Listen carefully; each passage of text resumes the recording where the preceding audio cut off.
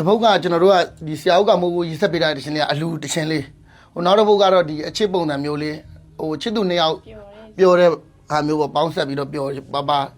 ဘောဖြတ်တန်းတဲ့ဟာမျိုးလေးပေါ့သူများတခြင်းလေးဆိုတော့တာဝန်ကြီးတာပေါ့ကျွန်တော်တို့မှာဟိုဘယ်လိုပြောမလဲဆိုတော့ဟိုသူများကဲရမှာတော့လေစိုးရင်လည်းအကောင်းဆုံးတော့ကျွန်တော်တို့စူးစမ်းပြီးတော့ဆိုတာပါညီမလေးနဲ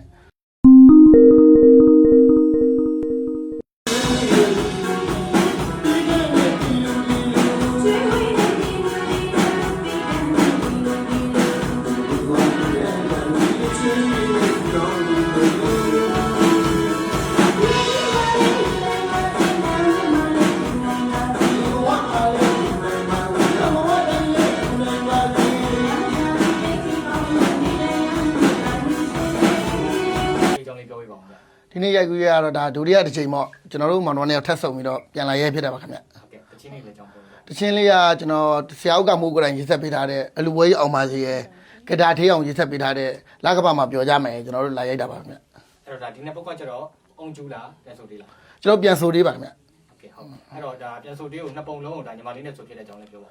ါညီမလေးနဲ့ကျွန်တော်ဟိုတစ်ခေါက်ကဆိုတော့လေသူလေးနဲ့ပဲဟိုပါဖြစ်တယ်အခုလဲသူနဲ့ပဲဆုံးဖြတ်ချတာပဲညီမလေးနဲ့ပဲကျွန်တော်တို့ကဆိုဖို့ရှိတော့ညီမလေးနဲ့ပဲတိုက်တဲထားတာပါခင်ဗျအဲ့တော့ဒါဒီတချင်းလေးကိုရွေးချယ်ပြီးတော့ပြန်ဆိုဖြစ်တဲ့အကြောင်းလေးပြောပါဒီတချင်းလေးကညီမလေးနဲ့လည်းလိုက်မယ်လို့ထင်ပါတယ်ဒီအလူရာဒီကြတော့လဲဆရာကျွန်တော်တို့မြေတာနဲ့ပေးပြီးတော့ဒီအလူတချင်းလေးကိုအားနဲ့ညီမလေးဒီတချင်းလေးအဆင်ပြေလားဆိုတော့ညီမလေးကလည်းအဆင်ပြေတယ်ဆိုလို့ကျွန်တော်တို့ဆိုပြတာပါခင်ဗျဘယ်လိုကောင်းဆုံးပြအောင်တီဆိုတာလဲဆိုတော့ဆရာအောက်ကမှုတချင်းကြတော့ဟိုဆရာပုံစံလေးနဲ့ပဲပေါ့နော်ဆရာကိုယ်တိုင်လည်းပြပေးတယ်ဒီဆိုပေါက်ဘယ်လိုဆိုတာပေါ့နော်အဲ့လိုမျိုးဆိုပေါက်လေးပြပြီးတော့ဆရာရဲ့နီလန်တိုင်းကိုကလိုက်ရောပြီးတော့တီဆိုခဲ့ပါတယ်လို့တပုတ်ကကျွန်တော်တို့ကဒီဆရာဥက္ကမိုးကိုရည်ဆက်ပေးတာတခြင်းလေးကအလူတခြင်းလေးဟိုနောက်တစ်ပုတ်ကတော့ဒီအချစ်ပုံစံမျိုးလေးဟိုချစ်သူနှစ်ယောက်ပျော်တဲ့ဟာမျိုးပေါ့ပေါင်းဆက်ပြီးတော့ပျော်ပါပါဘောဖြတ်တန်းတဲ့ဟာမျိုးလေးပေါ့အဲ့တော့ဒီတော့ဒီလိုပြန်ဆိုသေးတွေပြန်ဆိုရတဲ့အခါကျမှဘယ်လိုတာဝန်ကြီးလဲဟာကြီးတာပေါ့ကိုရဲ့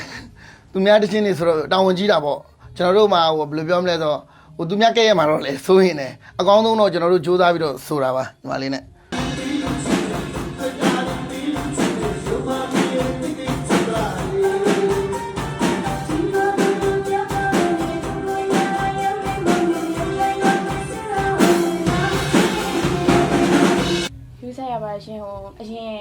မူရင်းတေးတန့်ရှင်တွေကိုလည်းဟိုပေါ့နော်နာမည်ပြတ်မှလည်းစိုးရင်လည်းကိုကြောင့်လေးပေါ့နော်အားကြောင့်မလို့ဟိုအရင်တိုင်းစုဟန်လေးတွေကိုပ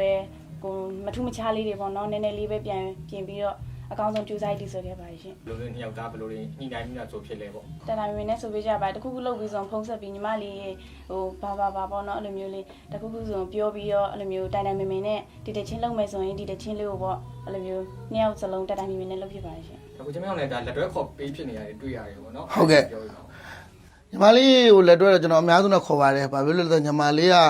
သူကအဲ့တော့ရက်ကလေးမှာဆိုတော့လေသူ့အဖေအမေတွေကစကျွန်တော်အထားရလေဒါဆိုကိုညီမလေးအရင်လိုပဲကျွန်တော်တို့အားကြောင့်ညီမလေးကိုအကောင်းဆုံးတော့ညီမလေးကိုတွဲခေါ်နေမှာပါ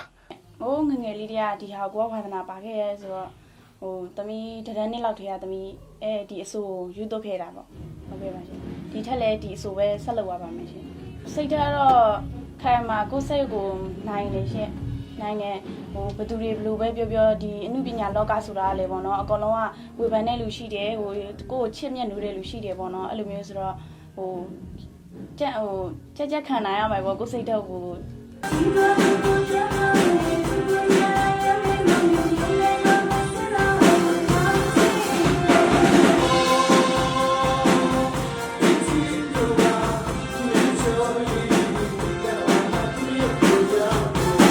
ုကျွန်တော်တို့အခုခေတ်အလိုက်ကလေးနဲ့ပေါ့သူယာဒီလိုက်ကလေးနဲ့တကြံဆိုလဲကျွန်တော်တို့တကြံတချင်းလေးတွေဘုံကရင်ဆိုလဲဘုံကရင်တချင်းလေးတွေအမျိုးလေးတော့ကျွန်တော်တို့မောင်နှံနဲ့အောင်ထွက်ဖို့ရှိပါတယ်နှစ်ယောက်လုံးအတန်နဲ့လိုက်ဖက်တဲ့တချင်းကိုရွေးရလားဘယ်လိုရွေးလဲတချင်းရွေးတဲ့ခါတချင်းရွေးတဲ့ခါကျတော့ကျွန်တော်တို့အဲ့လိုပေါ့သူ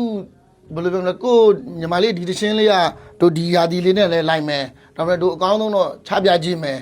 မောင်နှံနဲ့ကြိုးစားပြီးတိုင်ပင်ပြီးတော့ကျွန်တော်တို့ရွေးပြတာပါခင်ဗျကျွန်တော်တို့တချို့ကြတော့လဲနားထောင်တချို့ကြတော့လဲနားမထောင်ပေါ့နော်ဒါပေမဲ့အကောင်းဆိုးပေါ့ဟိုဇုံတွဲထားတာပြီးသားပဲလေကောင်းလဲရှိတယ်လို့ကျွန်တော်တို့အဆိုးလဲရှိတာပဲကောင်းမယ်လည်းမသွားပါဘူးအဆိုးရွယ်လည်းမသွားပါဘူးဒါပေမဲ့ဟိုပေးတဲ့များဝေဖန်လေးကျွန်တော်တို့ဘက်ကပို့ပြီးခွန်အားရလေးပို့ပြီးမောင်နှံနှစ်ယောက်တိုင်ပင်ပြီးတော့ကြိုးစားလေးပေါ့ကျွန်တော်ဟိုတစ်လတစ်ခါလောက်တော့ကျွန်တော်တို့မှန်းထားပါတယ်တစ်ခါတလေကြာတော့ကျွန်တော်တို့ဟိုတစ်လထဲမှာပဲနှစ်ပုတ်သုံးပုတ်ပြစ်ထွက်သွားတာဒီမှာတည်ထားတာတော့ကျွန်တော်တို့တစ်လတစ်ခါပါတ တလားတစ်ခါကို အထွက်စိတ်တယ်ပြောရမယ်နော် ဟုတ်ကဲ့စိတ်ပါခင်ဗျ အဲ့ကျတော့ဘယ်လိုကြောင်းလဲ ကျွန်တော်က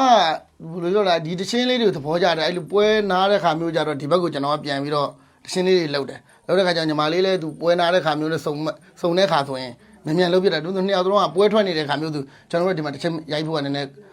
ဟဝါလို့ဂျားမှာအချိန်လေးအားကြောင့်မလို့ပါရတဲ့ချိန်လေးမှာတော့မောင်နှောင်းနှစ်ယောက်တိုင်ပင်ပြီးတော့ရိုက်တာပါခင်ဗျ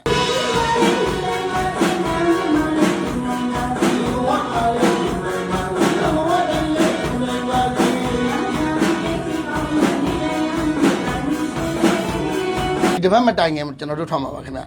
ဘယ်ကနေနားထောင်လို့ရမလဲ ကျွန်တော်ချမ်းမရအောင် YouTube channel မှာဝင်နားထောင်လို့ရပါတယ်ခင်ဗျဆရာမျိုးမာဒလီမှာလည်းဝင်နားထောင်လို့ရပါတယ်ခင်ဗျဒီချင်းလေးကိုအားပေးကြပါဦးလို့ကျွန်တော်တို့မောင်နှမတွေကမှာခဲ့ပါပဲထွက်လာရင်လည်းအားပေးကြပါအောင်ခင်ဗျအများကြီးလည်းထက်ကြိုးစားပါမယ်လို့မောင်နှမတွေက မလေးပြော ဟုတ်ကဲ့ပါရှင်ဟိုတချင်းထွက်လာရင်လည်းအားပေးကြပါအောင်လို့တူပြိသက်တူချင်းစီတိုင်းကိုလည်းကျေးဇူးများတင်ပါတယ်